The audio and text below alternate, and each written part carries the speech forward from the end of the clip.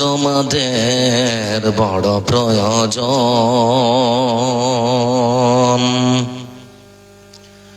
সোনালী যুগের সেই অমরকালীন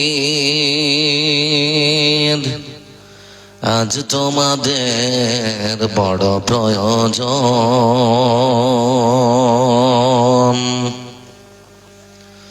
তোমাদের অভাবে ধরণীতে আজ চলছে জালিমের নিপীড়ন। তোমাদের বড় প্রয়োজন।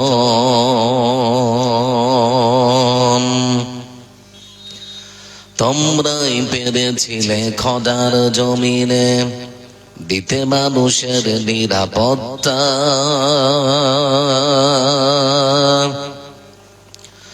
তোমরাই ফিরিয়ে এনেছিলে ধরাতে শ্রেষ্ঠতম মানবতা।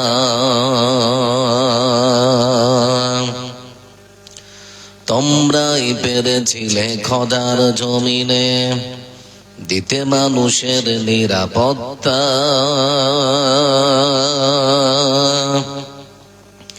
তোমরা এনেছিলে ধরাতে শ্রেষ্ঠতম মানবতা।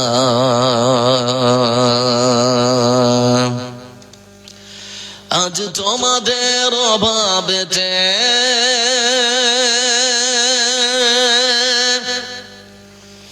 মাজলুম জনতা তিলে তিলে সয়ে যায় জ্বালাতন। আজ তোমাদের বড় প্রয়োজন। সোনালী যুগের সেই অমরকালীন আজ তোমাদের বড় প্রয়োজন। আচ্ছা, আপনাদেরকে আগে বলি, আপনারা থাকবেন না পালাবেন? একটু কথা বলেন, থাকবেন না পালাবেন? এই কোটাই ছিল নাকি? আচ্ছা, যে কজন আছেন একটু আর উঠবেন, একটু কাছে আসবেন, একটু কাছে আসেন, তাহলে আর যাওয়ার ইচ্ছা করবে না। আর যারা রাস্তায় ঘুরছেন আপনাদেরকে বিনীত অনুরোধ করে বলছি, আসুন বসুন, আপনার উপকার হবে, ক্ষতি হবে না। কেসা খাইরি সরি আপনার পরকাল নষ্ট করে নিজের পরকাল হারাতে রাজি নয়, আসলেই আপনার উপকার। সম্মানিত আজকের সভার শ্রদ্ধাভাজন সভাপতি সাহেব, আমন্ত্রিত আজকের বিজ্ঞাপিত বক্তাগণ, স্টেজে উপস্থিত এলাকার বিশিষ্ট দিদি ভাই, সামনে বসে থাকা পিতৃতুল্য কাকাজি, পর্দার আড়ালে বসা বা অবড, আগত আজকের জালসায় আপনাদের সকলকে জানাই আমার পক্ষ থেকে আন্তরিক শুভেচ্ছা, প্রীতি ও অভিনন্দন বার্তা। প্রশংসার মালিক কে? কে প্রশংসার মালিক? এজন্য আসুন আমরা সেই মহান সত্তা, যার অসংখ্য নিয়ামত, যার দয়া, যার করুণা, যার পক্ষ থেকে অগণন রিজিক ভক্ষণ করে আমরা আমাদের নিজের জীবনকে রক্ষা করেছি, আমরা বেঁচে আছি যার দয়ায়, সেই মহান প্রভুর নামে আমরা শুকরিয়া স্বরূপ সকলে একবার পাঠ করতে গিয়ে বলি আলহামদুলিল্লাহ। শান্তি বর্ষিত হোক তার পক্ষ থেকে, তার প্রেরিত মনোনীত পৃথিবীর সর্বসেরা মহামানব বিশ্বনবী মুহাম্মদ মুস্তাফা সাল্লাল্লাহু আলাইহি ওয়াসাল্লামের উপরে। আল্লাহুম্মা সাল্লি আলাইহি ওয়া সাল্লিম বারিক আলাইহি। আমি না মেম্বার না প্রধান, যদি বলেন গ্রামের রাস্তা খারাপ করে দিতে হবে, আমি কেন, আমার বাপও পারবে না। তবে আবারও বলছি, যারা রাস্তায় ঘুরছেন আপনি আসুন বসুন, আপনার উপকার হবে, ক্ষতি হবে না। দুঃখজনক হলেও সত্য, এখানে যদি আজকে কোরআন এবং হাদিসের সভা না হয়, নাচ আর গানের যদি এখানে আসর হতো, এই ফাঁকা জায়গাগুলো ফাঁকা থাকতো? ফাঁকা থাকতো না। মুসলমানদের কপাল তো এমনি পড়ে নিয়ে, জন্যই কপাল পড়েছে। বলতে চাচ্ছি বন্ধু আমার, আজকের সংক্ষিপ্ত বিবরণে কথা না বাড়িয়ে আপনাদের সামনে যে টপিক, যে বিষয়ের উপরে আলোচনা আলোকপাত করব, সেটা হচ্ছে ইসলাম নারীদেরকে কি অধিকার দিয়েছে। এ বিষয়ে সংক্ষিপ্ত কিছু বিবরণ আপনাদের সামনে পেশ করবো ইনশাআল্লাহ। ছোট ছেলেদের একটু কন্ট্রোল করেন, ওরা উঠছে, পা নামাচ্ছে, পা ঝুঁকাচ্ছে তো না, ধমক দিয়েন না ওদেরকে, খালি একটু বারণ করেন আর কি, যাক তাহলেই হবে। হ্যাঁ, এবার আপনারা আমার দিকে মনোযোগী হন। বলছিলাম আপনাদেরকে যে কথা, আজকের সংক্ষিপ্ত বিষয় আপনাদের সামনে আলোচনা করা হবে, ইসলাম নারীদের কি অধিকার দিয়েছে। আচ্ছা, একটা প্রশ্ন করছি, ইসলাম নারীদের সম্মান এবং মর্যাদা দিয়েছে না ঠকিয়েছে? যে কয়জন আছেন একটু কথা বলুন, ঠকিয়েছে না সম্মান দিয়েছে? ইসলাম পৃথিবীর নারীদেরকে সম্মানের উচ্চ শিখরে পৌঁছে দিয়েছে। এ পৃথিবীতে এমন একটা যুগ ছিল যে যুগে নারীদেরকে গরু ছাগলের মতো হাটে বাজারে বিক্রি করা হতো। সেই যুগে পৃথিবীর সর্বসেরা মহামানব বিশ্বনবী মুহাম্মদ মুস্তাফা সাল্লাল্লাহু আলাইহি ওয়াসাল্লাম তিনি আবির্ভাব করেছেন, তিনি পৃথিবীতে এসেছেন। যখন পাশ্চাত্য ছিল অন্ধকারে নিমজ্জিত, ঠিক সেই সময় তিনি নারীদের সম্মান বাড়াতে বাড়াতে বাড়াতে বাড়াতে মায়ের পায়ের নিচে যে জান্নাত তার সুসংবাদ দিয়েছেন পৃথিবীর মানুষকে। এজন্য পৃথিবীর বুকে ইসলাম নারীদেরকে যে সম্মান এবং মর্যাদা দিয়েছে, পৃথিবীর কোন নেতা বা মন্ত্রী সে সম্মান কখনো দিতে পারে না। আজকে আপনারা লক্ষ্য করে দেখুন, বাজারের একটা শ্যাম্পুর প্যাকেটেও একটা অর্ধ উলঙ্গ নারীর ছবি থাকে, থাকে না? থাকে না? একটা ঝকঝকে চকচকে মহিলার একটা সাবানের লেভেলে একটা প্যাকেটেও সুন্দর করে ছবি থাকে। কেন জানেন? সম অধিকারের নামে ওরা রাস্তায় নামিয়ে নারীদেরকে বানিয়েছে বাজারের পণ্য। এজন্য মা বোনদেরকে বুঝতে হবে, ইসলাম যে নারীদেরকে সম্মানের উচ্চ শিখরে পৌঁছেছে, পৃথিবীর কোন নেতা বা মন্ত্রী বা পৃথিবীর কোন বুদ্ধিজীবী নারীদেরকে সে সম্মান দিতে পারে না। আপনারা শুনলেন, ভারতবর্ষের হিন্দু ধর্ম সহ অন্যান্য ধর্মাবলম্বী যারা, তারা বাপের সম্পত্তির ভাগ নেওয়ার জন্য সুপ্রিম কোর্টে মামলা দায়ের করছে যে আমাদের ভাইয়েরা বাপের সম্পত্তিতে ভাগ পাবে, আমরা পাবো না কেন? এবার আমি আপনাদেরকে প্রশ্ন করছি, বাপের সম্পত্তিতে ছেলে এবং মেয়ের উভয়ের ভাগ আছে না নেই? লক্ষ্য করে দেখুন, ইসলাম নারীদেরকে কখনো ঠকায়নি। একজন মেয়ে যতদিন পর্যন্ত বাবার সঙ্গে আছে ততদিন পর্যন্ত তার বাবার সম্পত্তির মধ্যে তার ভাগ আছে। আবার বিয়ে হওয়ার পরে স্বামীর যখন সংসার করবে, আবার স্বামীর সম্পত্তিতেও তার ভাগ আছে না রে? বাবার সম্পত্তিতে মেয়েদের ভাগ হচ্ছে, ছেলে যা পাবে তার অর্ধেক মেয়ে পাবে, তাই তো নাকি? আবার লক্ষ্য করে দেখুন, যারা এখানে বসে আছেন, স্বামীর সম্পত্তিতে স্ত্রীর ভাগ আল্লাহ রাব্বুল আলামিন সুন্দর করে বুঝে দেওয়ার জন্য পৃথিবীর স্বামীদেরকে এক প্রকার দিক নির্দেশনা দিয়েছেন। স্বামীর সম্পত্তিতে স্ত্রীর ভাগ, যদি সন্তান জীবিত থাকে, স্বামী মারা গেলে 8 ভাগের 1 ভাগ পাবে। আর যদি সন্তান না থাকে, স্বামী যদি মারা যায়, ভাগ তার স্ত্রী পাবে। তার মানে পৃথিবীর বুকে নারীদেরকে সম্মানের উচ্চ শিখরে পৌঁছে দিয়েছে স্বয়ং ইসলাম এবং পৃথিবীর সর্বশ্রেষ্ঠ মহামানব মুহাম্মদ মুস্তাফা সাল্লাল্লাহু আলাইহি ওয়াসাল্লাম। এজন্য আজকে যুবক সমাজদেরকে বা যুবতীদেরকে বুঝতে হবে, তোমাদের জন্য 2 লাইনের একটা ছোট্ট 2 লাইন। বিয়ের পরে 2-4 ছেলের মা হলে পরেই রং ধরা যৌবন জং ধরে শেষ। বিয়ের পরে 2-4 ছেলের মা হলে পরেই রং ধরা যৌবন জং ধরে শেষ।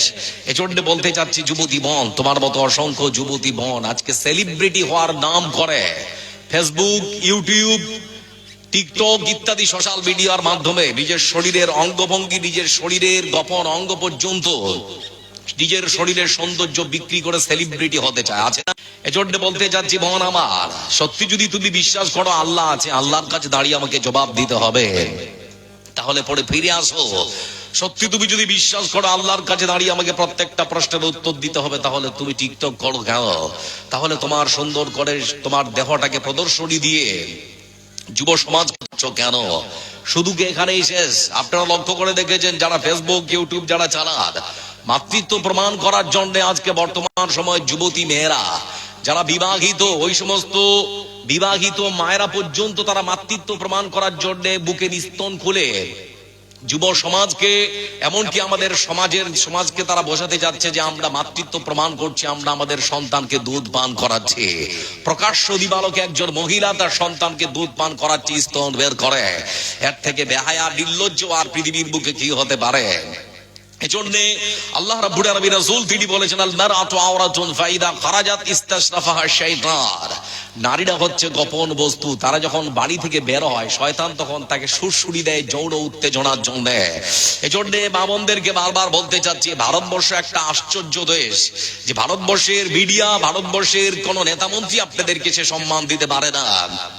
কেন বললাম ভারতবর্ষ একটা আশ্চর্য দেশ? এটা এজন্যই যে এই সেই ভারতবর্ষ যেখানে মাটির তৈরি করা দেবী অথবা মাটির তৈরি করা মহিলার সম্মান ঢাকার জন্য সুন্দর করে কাপড় পরানো হয়। আপনি ভারতবর্ষের মাটিতে জীবন্ত মহিলার শরীর থেকে কাপড় খুলে উলঙ্গ নগ্ন করে হাঁটানো হয়। আমরা সচক্ষে লক্ষ্য করে দেখেছি, ভারতবর্ষের একটা রাজ্য মণিপুরের মাটিতে দুজন মহিলার শরীর থেকে কাপড় খুলে উলঙ্গ নগ্ন করে তাদেরকে রাস্তায় হাঁটানো হচ্ছিল। আপনারা দেখেছিলেন না দেখেননি? খবর আছে তো নাকি? এজন্য বলতে চাচ্ছি, ভারতবর্ষ এক আশ্চর্য। মা বোন যারা এখানে বসে আছেন, সরকার সুকৌশলে আপনাদেরকে পঙ্গু করার নাম করে আপনাদেরকে রাস্তায় নামিয়েছে। সরকারের যেটা আশা আকাঙ্ক্ষা আপনাদের ব্রেনের মধ্যে সুন্দর করে তারা ভরে দিচ্ছে। আমরা দুই, আমাদের এক, বিভিন্ন গাড়ির পেছনে লেখা থাকছে না? আমরা দুই, আমাদের এক, সংসার যত ছোট তত সুখের, তাই তো নাকি? এটা হচ্ছে তাদের বক্তব্য। সেজন্য আপনার মেয়ের যে বিয়ে দিয়েছেন, আপনার মেয়ে যদি গর্ভবতী হয়, গর্ভে সন্তান আছে, 6 মাস আগে পর্যন্ত নার্সিং হোমে আপনার বাচ্চা, আপনার সন্তানের মানে পেট কেটে সিজান করে আপনার নাতি নাতনিকে বের করা হবে, আগে থেকেই ঠিক করা হচ্ছে না? আচ্ছা, আপনাদেরকে বলছি, আজ থেকে 20 বছর আগে সিজার বা 25 বছর আগে সিজার, এই নামটা আপনারা কখনো শুনেছিলেন? আমরা কখনো শুনিনি যে সিজার কাকে বলে। অথচ আমাদের নারীরা, দাদিরা 5টা 7টা 10টা পর্যন্ত তারা সন্তান জন্ম দিয়েছে, সিজার করার কোনো প্রয়োজন মনে করেনি। গল্প বলছি নাকি আপনাদের? আমার বন্ধুরা, কিন্তু আজকে মা বোন যারা এখানে বসে আছেন, আপনাদের ইমানটা এত দুর্বল কেন, এত ভঙ্গুর কেন? আল্লাহর প্রতি ভরসা রাখুন, কোরআন প্রতিনিয়ত পাঠ করুন। মহান সত্তা আল্লাহ রাব্বুল আলামিন আপনার গর্ভের সন্তান নরমাল ডেলিভারি করে দিতে পারে, কারোর কাছে যেতে হবে না। এজন্য সিজারের নাম করে আপনাদেরকে পঙ্গু বানানো হচ্ছে সারা জীবনের জন্য। কোমরের মধ্যে যে ইনজেকশন করা হচ্ছে, সেই ইনজেকশনের মধ্য দিয়ে সারা জীবনের জন্য আজকে নারীদেরকে পঙ্গু করে দেওয়া হচ্ছে। এজন্য মা বোনদেরকে বলবো, আল্লাহর উপরে ভরসা করুন। আর ওই সমস্ত ডাক্তারদেরকে কান ধরে রাস্তায় দাঁড় করিয়ে তাদের কাছ থেকে জবাব দিন, বেটা ডাক্তার তুমি আগে আমাদের বলো, লকডাউন যখন ভারতবর্ষ সারা পৃথিবীর বুকে হয়েছিল, তখন আনুমানিক শতাংশের নিরিখে 95টা মহিলা বাড়িতে নরমাল ডেলিভারি করেছে, সিজার করার প্রয়োজন পড়েনি। যেই লকডাউন উঠে যেতে শুরু করলে, এখন শতাংশের নিরিখে 60 থেকে 65টা মহিলার সিজার লাগে। কেন? এদেরকে কান ধরে বাংলাদেশের রোহিঙ্গা ক্যাম্পে নিয়ে যান। মায়ানমার থেকে রোহিঙ্গা মহিলারা যেখানে এসেছে, কোনদিন কোন মহিলার সিজার করার প্রয়োজন হয় না, তারা নরমাল ডেলিভারিতেই সন্তান প্রসব করতে পারছে। তাহলে আমাদের মায়েরা পারবে না কেন? আমাদের বোনেরা পারবে না কেন? আজকে ডাক্তার তারা সুকৌশলে এমন কিছু প্রশ্ন তুলে দিচ্ছে যে আপনার বাচ্চা পায়খানা করে দিয়েছে বা আপনার বাচ্চার আর কিছু হয়ে গেছে, এমন প্রশ্ন আপনার মাথায় তুলে দিচ্ছে যে আপনি আপনার সন্তানের বা আপনি আপনার মেয়ের তখন সিজার করতে বাধ্য। আপনাকে বলে দিচ্ছে যে কাউকে একজন বাঁচাতে পারবেন যদি সিজার না করেন, তখন আপনি বাধ্য এক প্রকার, তখন সিজার করতেই হচ্ছে। এজন্য বলতে চাচ্ছি, মা বোন যারা এখানে, আপনাদেরকে বিনীত অনুরোধ করে বলছি, বিশেষ করে যাদের বিয়ে হয়নি বা যাদের বিয়ে হয়ে শুরু করেছেন, আপনার সতীর্থ, আপনার সাল্লাল্লাহু আলাইহি সাল্লামের জীবন আদর্শ দিক নির্দেশনা দিয়ে কে আর সম্মান দেওয়ার মালিক হচ্ছেন মহান সত্তা আল্লাহ রাব্বুল আলামিন। এজন্য যুবতী বোন আমার, রাসূল সাল্লাল্লাহু আলাইহি ওয়াসাল্লামের শেখানো পদাঙ্ক অনুসরণ করো। সেলিব্রিটি হওয়ার নাম করে তোমার শরীরের সৌন্দর্য কারো কাছে প্রকাশ করো না, আল্লাহর কাছে হবে। আমরা হাটে আর বাজারে যাই, কলা বিক্রেতা যে কলা বিক্রি করে, দুজন পাশাপাশি কলা বিক্রি করছে, একজন যদি মনে করে তাড়াতাড়ি কলা বিক্রি করে বাড়ি যাবো, ও সুন্দর করে ছিলকা চোখাগুলো ছড়িয়ে রেখে দিয়েছে, আর একজন সুন্দর করে যেভাবে নরমাল ভাবে কলা বিক্রি করে ওরকম করে রেখে দিয়েছে। যে কলার ছিলকা বা চামড়া ছিঁড়ে ফেলেছে, তার কলা কি বিক্রি হবে? কেন বিক্রি হবে না? কারণ মানুষ মনে করে এখানে ফাঁসির মাছি বসেছে, মশা বসেছে, এটা খেলে পরে শরীরে